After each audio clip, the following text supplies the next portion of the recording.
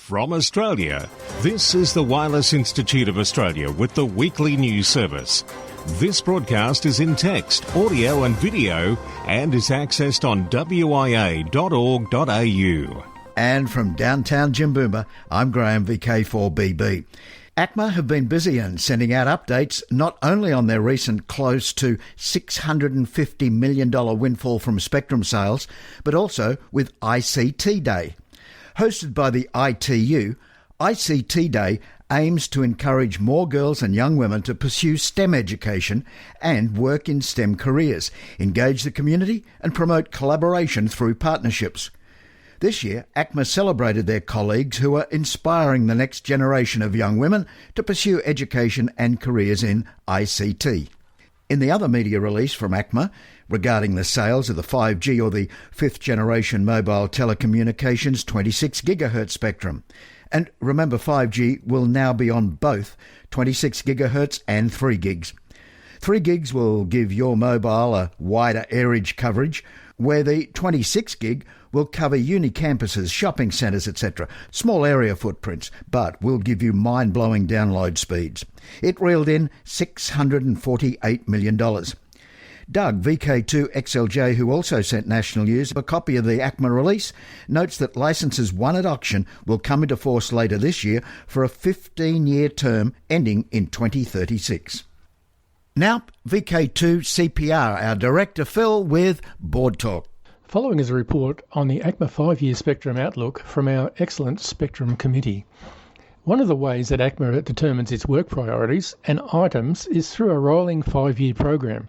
This program is called the 5-year Spectrum Outlook, or FYSO for short. Updating every year, the FYSO provides the radio communications industry with a view about areas Acma intends working on for the next 12 months, but also what future issues Acma is watching. Acma in March 2021 asked the industry for comments about its proposed 2021 to 2022 work plan, and the WIA made a submission. Recently, the WIA made a significant response to the Acma on the licensing review, and we look forward to working with Acma on further developing this area. We also look forward to working with Acma to address their concerns relating to high power operation. This will be a significant body of work, and the WIA is up for the challenge. The WIA is very pleased to see that the following activities in the FYSO significant changes affecting the amateur service. That is, continuing work on the non-assigned amateur service licensing review and a review of arrangements for amateur stations operating at increased transmitter power levels.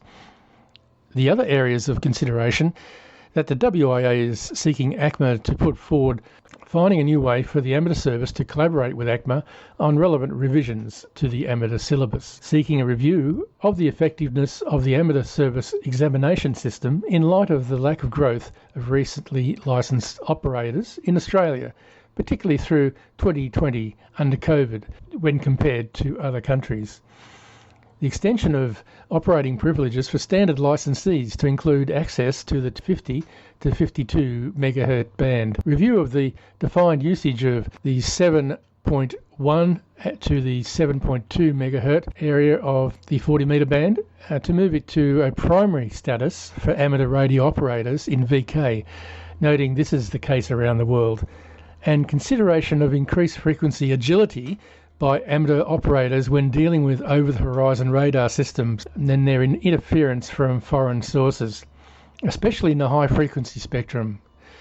The continued development of a vibrant and relevant amateur service in Australia is what the WIA is all about, and complements and supports the national STEM agenda. Amateur radio is an area of activity that directly contributes to the development of the citizen, science, technology, IT development and engineering self-education. So cheers for now, and 73s.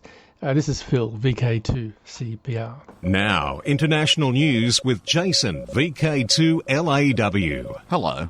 Amateur radio has a new census. Colin Butler, writing in the ICQ podcast, notes, as the amateur radio community grows and evolves, the need to better understand the preferences and expectations of amateur radio operators worldwide becomes increasingly important.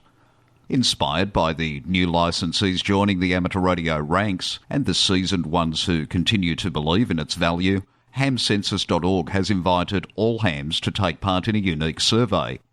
The project's founders are looking forward to responses from both the United States and the rest of the globe, including VKZL. Questions deal with operating preferences, gear, the shack, views on regulations, clubs and associations, and the future of amateur radio. Kilo 3 Mike Romeo India, co-admin of both Ham Census and Ham Community, said, "We wanted to give operators a louder voice to better inform club leaders, associations, manufacturers and also regulators." He continued, "We all want the amateur radio community to grow organically and collaboratively, and for that we need to know what operators are thinking.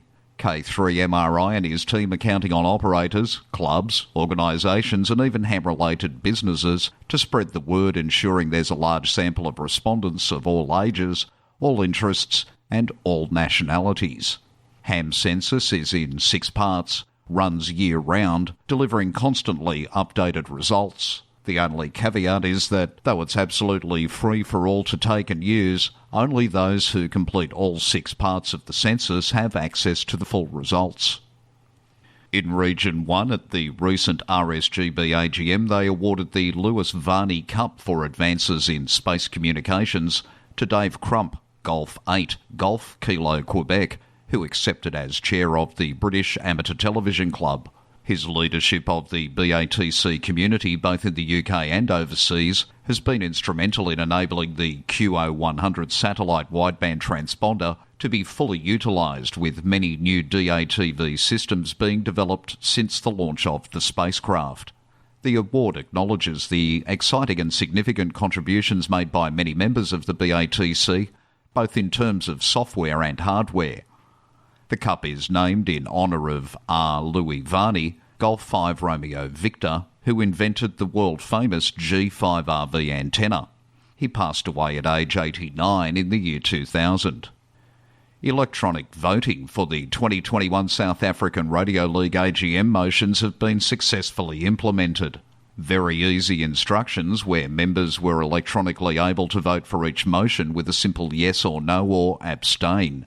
South African Amateur Radio Beacon Zulu Sierra 6 Whiskey Alpha Bravo on 40.675 MHz has been received in Greece. Like some other countries, 40 MHz is an amateur radio band in South Africa. In a report by email, Leonidas Sierra Victor 2 Delta Charlie Delta informs he first heard the beacon on the 19th of April at 1400 UTC and it peaked at 1540 UTC. Leonidas was using an 8-element Yagi for 50 MHz to listen to the beacon at 8 metres, 40 MHz. World Radio Sport Team Championship 2022 has been postponed for 1 year. At the WRTC 2022 Association Assembly on April 23rd, the event's organising committee decided to put off WRTC until 2023 after consulting with the WRTC Sanctioning Committee. WRTC 2022 Organising Committee President Carlo De Mari, Italy Kilo 1 Hotel Juliet Sierra, said, in consideration of the worldwide public health challenges from the COVID-19 pandemic, we believe our decision is reasonable. To Region 3, China and Huawei's dystopian new IP plan for 6G. Huawei's plans for 6G and beyond make US concerns over 5G look paltry. Huawei is proposing a fundamental internet redesign, which it calls New IP, designed to build intrinsic security into the web. Intrinsic security means that individuals must register to use the internet and authorities can shut off an individual user's internet access at any time. In short, Huawei is looking to integrate China's social credit surveillance and censorship regimes into the internet's architecture. To avoid scrutiny of new IP shortcomings, Huawei has circumvented international standards bodies where experts might challenge the technical shortcomings of the proposal. Instead, Huawei has worked through the United Nations International Telecommunications Union ITU, where Beijing holds more political sway. In Japan, Panasonic is currently planning a breakthrough in large-scale applications and in private customer business. As Heise Online reports, Panasonic wants to manufacture chips for street lamps and household appliances that can be networked via power lines. The range of the power line data network should be able to be extended up to 10 kilometres. According to the Japanese plan, 1 billion chips are to be produced by 2030. Elevators, offices and apartments, as well as new sensors, could then be networked without additional cabling. Electricity companies could also use the technology to efficiently read smart electricity meters remotely. From Kurt Meerkotter, Delta Lima 8 Delta Mike Alpha, and the Heise report via Southgate. For WIA National News, in Sydney, I'm Jason, VK1WIA. From Australia, this is the Wireless Institute of Australia with the weekly news service. Available on RF and on demand 24/7 from the wia.org.au website. Weird and wonderful. I'm John, VK4JJW. San Francisco sound engineer accidentally dosed with LSD while cleaning 1960s radio equipment. The synthesizer Elliot Curtis was cleaning was quite popular in the 1960s when LSD-friendly musicians were looking for new sounds. Unbeknownst to him, they left a few remnants behind. According to Daily Mail, KPIX Channel 5 broadcast operations manager Elliot Curtis was merely trying to fix an old synthesizer he found in a cold, dark closet in San Francisco Cal State University when he started feeling, well, different. There had been rumours that 1960s radio operators would dip their fingers in liquid LSD and touch their devices for inspiration. But this had been just that, rumours. That is until Curtis started to tinker with a Buchla Model 100 literally covered in the drug.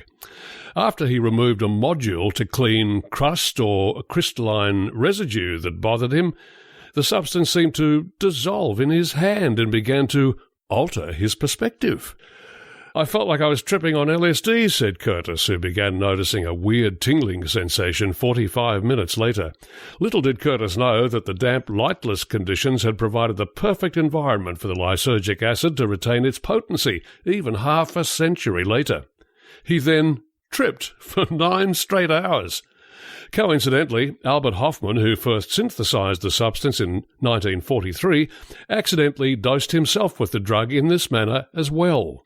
Now, whether the psychoactive substance was secretly stashed under the machine's module on purpose, or merely forgotten, that's unclear. I'm John, VK4JJW. Now, operational news with Felix, VK4FUQ. Hello there. On the air, everywhere. This weekend, 10 is alive with the 1010 International CW Spring Contest, May 1 and 2. 1010 members give name plus 1010 number and state, province or country. Non-members give name plus 0 plus state, province or country. Pretty obvious that this contest is on 10 metres only. The CQ-WIA CW WPX Contest, May 29-30. The VK Shires, June 12 and 13. Winter VHF Field Days, June 26-27. DX Window. Pride Radio Group are on the air with special event call sign VI 2021 Pride during midsummer, ending Wednesday, May 5.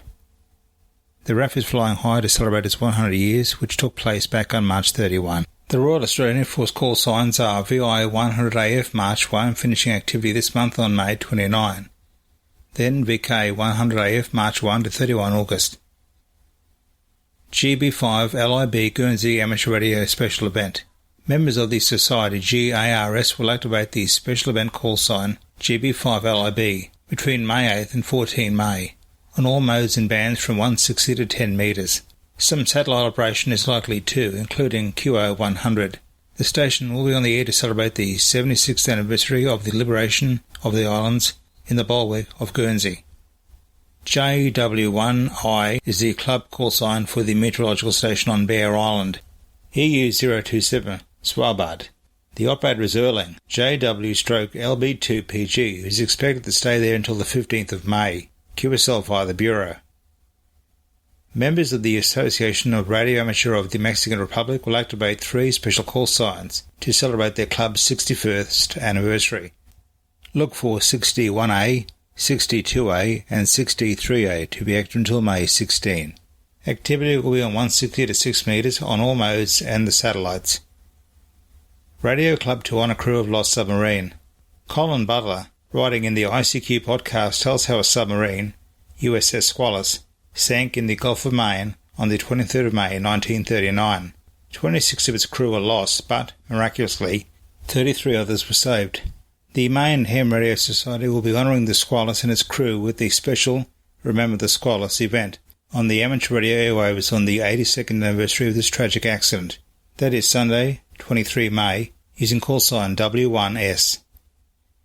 Antarctica Operation. Alexei is active as RI-01ANT from Antarctica until month's end, May 30, from Russian Progress and Vostok base stations on 40 metres and higher, using CW and FT8, QSL via RX6A. Mark W5 MED is stationed at McMurdo Station on Ross Island in Antarctica, AN011, until October. Look for him on 14243 kHz SSB and 14070 kHz FT8. QSL direct to K7MT and Logbook of the World. Belgian Special Prefix. The Belgian Institute for Postal Services and Telecommunications has announced that Belgian radio amateurs and Belgian radio clubs may replace the normal ON prefix in their call sign with the special prefix OS until December 12. This to celebrate the 120th anniversary of the first transatlantic radio transmission on December 12, when Guglielmo Marconi first succeeded in bridging the Atlantic with radio signals. Croatia, 9A. Members of the Croatian Flora Fauna ARC are QRV with special event call 9A10FF during all of 2021 to celebrate the club's 10th anniversary, QSL via 9A2MF. Portugal, CT. CQ750 RSI throughout 2021 commemorates the 750th anniversary of the birth of Elizabeth of Aragon, the Queen Consort of Portugal and the patron saint of their city of Coimbra. QSL to home call CT7AQD. Argentina. Special event station L21 RCA is QRV during all of 2021 to celebrate the 100th anniversary of the IAA Member Society, Radio Club Argentino, QSL via LU4AA. Poland. Special event stations SN0ZOSP and SN100ZOSP are QRV until February 5, 2022 to celebrate the 100th anniversary of the Association of the Voluntary Fire Brigades of the Republic of Poland. For VK1WIA National News, I'm Felix, VK4FUQ Inningham. This is VK1WIA. All points of contacts from today's news stories are to be found in print when you read the web editions www.wia.org.au. Wireless weather and writing in May QST, Frank Donovan, W3LPL, says the long-anticipated significant increase in Solar Cycle 25 activity may have begun on April 19. Watch this sky. Now, in books worth taking down from the shelf, the board of directors of the Yasmi Foundation is pleased to announce the release of Danny Wheel, a dreamer of distant lands who took amateur radio on the trip of a lifetime. It's written by Marty Lane, OH2BH. Now, this book is also available for the first time as a free downloadable PDF. You know what to do. You go to wia.org.au. This is the home service of the Wireless Institute of Australia through VK1WIA. Now, special interest group news with Cole, VK3GTV. Hello and welcome to the segment. First up, it's Worldwide Special Interest Groups, Police. To celebrate the 40th anniversary of the International Police Association Radio Club, IPARC, of Switzerland, look for special event station HB40 Police to be active until December 31st on 160 through to 6 metres. Worldwide Special Interest Groups, Final Frontier. Goodbyes aren't always easy, but when you're an astronaut on the International Space Station, having one or two more QSOs with students at schools around the world makes the earthbound journey seem that much more real. WIA News editor Graham Kemp, VK4BB, brings us the story he's filed for Amateur Radio Newsline. As ISS astronaut Shannon Walker, KD5DXB, prepared for her return to Earth with her crewmates aboard the Crew Dragon spacecraft, she still had some unfinished business. QSOs with students in Australia on Monday, April 26, aided by the RS Relay Amateur Radio Ground Station IK1SLD in Italy. Just hours after her crewmate Victor Glover, KI5BKC, had an earlier QSO with students at St Scholastics College in New South Wales, VK2, Shannon was using the call sign OR4ISS as she took the mic to chat to youngsters at St Margaret's School and Berwick Grammar School in Melbourne. There were the usual questions about food, gravity, temperature, space junk and science experiments on board. But one question in particular reflected the global excitement over recent space exploration and future flights to Mars. Even as Shannon was preparing for her return to planet Earth, she was already being questioned about whether she might like to return to space, and this time make it all the way to Mars as part of a flight crew. Shannon said that her heart was certainly in it, but the trip is still a long way off. She replied, and I quote, "I wouldn't mind going, but I'm afraid by the time we get to Mars, I will already be a retired astronaut," end quote. With feet planted firmly on planet Earth, for Amateur Radio Newsline, I'm Graham Kemp, VK4BB. Thanks, Graham. On to Worldwide Special Interest Groups, military. The US Department of Defense will again host this year's Armed Forces Day Crossband Test in the USA, Friday and Saturday, May 7 and 8, in recognition of Armed Forces Day on May 15. The event is open to all radio amateurs, and for more than 50 years, military and amateur stations have taken part in this exercise, designed to include amateur radio and government radio operators alike. The Afd Crossband Test is a unique opportunity to test two-way communications between military and amateur radio stations as authorised under FCC Part 97 rules. These tests provide opportunities and challenges for radio operators to demonstrate individual technical skills in a tightly controlled exercise in which military stations will transmit on selected military frequencies and will announce the specific amateur radio frequencies being monitored. The schedule of military/government stations taking part in the Armed Forces Day Crossband Test and information on the FD message is available on the Mars website. Worldwide Special Interest Groups, Radio Amateur Oldtimers. Clive, VK6CSW, joins us now from the RAOTC with a reminder tomorrow, Monday, is also the first Monday of the month and time for the Radio Amateur Oldtimers Club of Australia's May Bulletin to go to air. As usual, we'll have all the latest club news, followed by 3 interesting items, namely an Australian-built electric utility vehicle, an article from Ken Morgan, VK3CEK, on resonance, and a science history article on Joan Eleanor, the woman who never was. Everyone, RAOTC members and non-members alike, is most welcome to listen to the programme and to join in the callbacks afterwards. The monthly RAOTC bulletin is transmitted on a wide range of frequencies and modes, including UHF and VHF FM, HF SSB, D-Star, digital mobile radio and Echolink.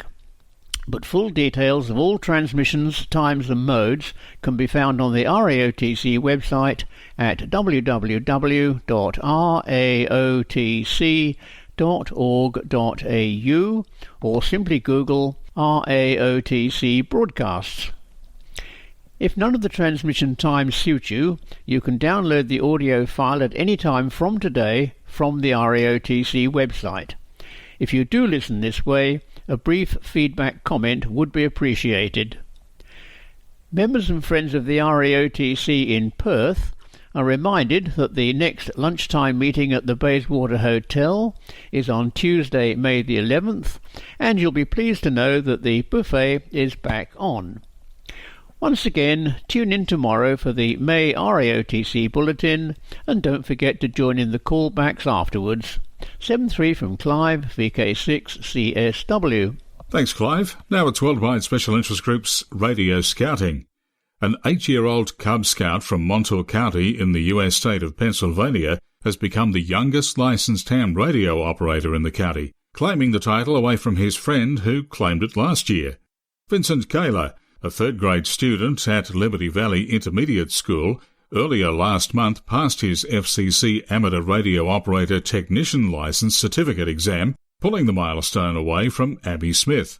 Vincent and Abby, who was 11 in February 2020 when she became the youngest, are friends from their time together in Cub Scouts Pack 30, and he'll join her in Boy Scout Troop 4077 once he's old enough and has completed the rest of his Cub Scout years.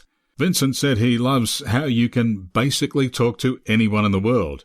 Vincent aspires to be a spacecraft designer and astronaut at NASA when he grows up. Our congratulations to you, Vincent. Worldwide Special Interest Groups rescued radio. ARRL and the American Red Cross have renewed their long-standing Memorandum of Understanding for another 5 years. The MOU spells out how ARRL and the American Red Cross will work cooperatively during the disaster response. It calls on both parties to maintain open lines of communication and to share information, situation and operation reports as allowed to maintain confidentiality. ARRL and the American Red Cross will also encourage their respective units to discuss local disaster response and relief plans. The Red Cross will encourage regions or chapters to participate in ARRL field days, the simulated emergency and other emergency exercises. And that's the latest Worldwide Special Interest Group news. I'll have more next week. Hope you can join me then. I'm Col, VK3GTV. 2021 social scene. And we're quite social this week. VK3, the Moorabbin Hamfest happens May 8. VK3GL joins me. Hamfest 2021. This is a reminder the Moorabbin District Amateur Radio Club Hamfest will be held on Saturday the 8th of May, with doors open at 10 a.m. In line with running a COVID-safe event, this year's event will be held at a new venue, the Kingston City Hall, located at the corner of Nepean Highway and South Road, Moorabbin. Now, we're expecting a bumper crowd on the day and recommend arriving early. Underground parking is available on site, and there's plenty of additional parking on the west side of Nepean Highway. The Moorabbin Radio Club's Hamfest is proud to be Victoria's biggest, with displays and sales of new and pre-loved equipment. Trader bookings are available online at www.mdrc.org.au/Hamfest. 73, this is Graham, VK3GL. Yes, Graham, it certainly is a must-see, must-come event. VK2 and from Germany, Ed Durant, VK2JI. Hey, it's the CCARC Mayhem on Sunday the 30th of May. You've saved the date? Now get excited. Mayhem is nearly here. Make a weekend of it with Fox Ham on Saturday afternoon, meet the Hams in the evening, and then on to a full day of Mayhem on Sunday. All the fun of Wyong will still be happening while making sure we are all COVID safe. There will be traders showing their wares, the car boot sales where you can find a bargain, lectures to tune your mental alertness, and the raffle for a chance to win a great prize. If you like a nice brown beverage, try a cold brown ale at the bar overlooking the racecourse, a frothy cappuccino from the van, a hot coffee in the bistro, or a freebie tea or coffee with a biscuit up on the top level. For the CCARC Mayhem at Wyong, this was Ed, VK2JI. So get along and catch up with all your hammates. It's shaping up to be yet another great CCARC event. Check out the CCARC website for more information. Also in VK2, the Oxley Region Amateur Radio Club Field Day. The 45th annual Field Day will be held at the Warhope Showground Saturday and Sunday, 12 and 13 of June. Now, in all states and territories except Queensland and West Australia, June 12 and 13 is a long weekend for the Queen's birthday. There'll be all the usual field day activities, including fox hunting and a homebrew display. The Field Day dinner will be held at the Port Macquarie Golf Club this Saturday night. 2021 marks the 50th anniversary of the Oxley Region Amateur Radio Club, so mark your calendar now for VK2's June long weekend. The Warhope Showground permits camping, so it is possible to stay on site in your own motorhome, caravan or tent with power and amenities. Also on that state's long weekend, also celebrated in South Australia, is the SERG Convention, Mount Gambier, June 12 and 13, and the Rosebud Radio Fest in VK3 by Spark happens at 9:30am, November 14. Now till next we meet, I'm Graham, VK4BB. Walk softly. From Australia, this has been the Wireless Institute of Australia with the weekly news service. This broadcast is in text, audio and video and is accessed on wia.org.au.